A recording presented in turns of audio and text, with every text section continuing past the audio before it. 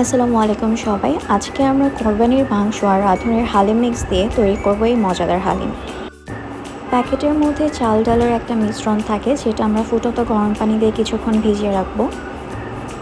তাছাড়া হালিম মিক্সের একটা পাউডার স্পাইস থাকে, সেটা আমরা একটা বাটিতে ঢেলে কিছুটা আমরা হালিম মিক্সে ইউজ করবো আর কিছুটা একটু আলাদা করে রেখে দেবো।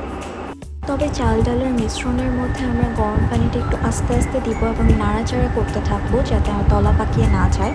আর যদিও 15 মিনিট রাখতে বলা হয়েছে, বাট আধা ঘন্টা বা 1 ঘন্টা রাখাটা ভালো। আর এদিকে আমি আধা কেজি মাংস নিয়েছি।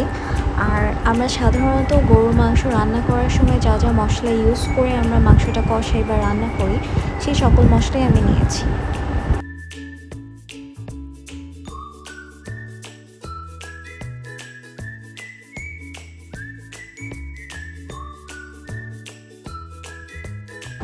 এবার আমরা কড়াইতে পরিমাণ মতো তেল, তেজপাতা, লং, এলাচ, দারচিনি এগুলো দিয়ে নাড়াচাড়া করে নেব। এরপর আস্তে আস্তে করে পেঁয়াজ কুচি, রসুন কুচি আমি দিয়ে সুন্দর করে নেড়ে নেব। এই পর্যায়ে আদা রসুন বাটা দিয়ে সুন্দর করে নেড়ে চেড়ে নিতে হবে যতক্ষণ পর্যন্ত আদা রসুনের কাঁচা গন্ধটা চলে না যাবে। এবং চাইলে এই পর্যায়ে অল্প করে একটু পানি দিয়ে দেওয়া যায় যাতে মশলাগুলো পুড়ে না যায়।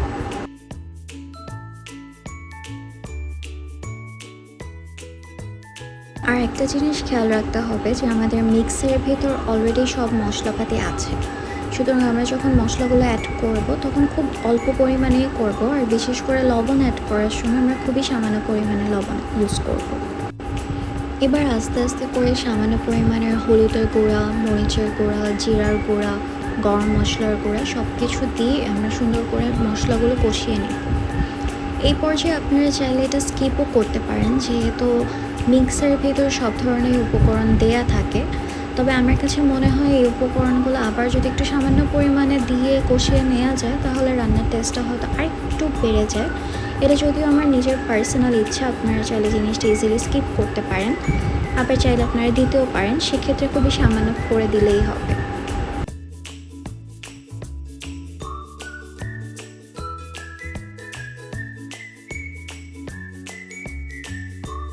এবার হালিম মিক্সচারের সাথে যে স্পাইসের মিক্সটা ছিল সেটা আমরা অ্যাড করে দেব।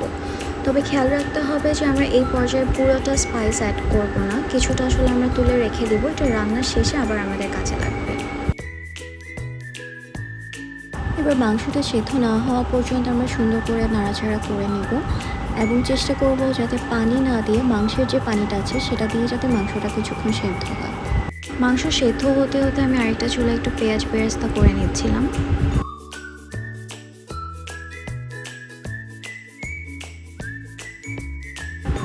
এবার মাংসটা হাফ সেদ্ধ হয়ে যাওয়ার পর আমরা ভিজিয়ে রাখা যে ডালটা ছিল সেই মিশ্রণটা আমরা অ্যাড করে দেব এবং সুন্দরভাবে মাংসের মশলার সাথে নেড়ে চেড়ে নেব।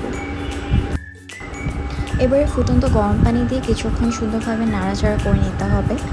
তারপর আমরা হালিমের যে মিক্সটা আলাদা করে রেখে দিয়েছিলাম পরবর্তীতে ব্যবহারের জন্য, সেই মিক্সটা আমরা অ্যাড করে দেব।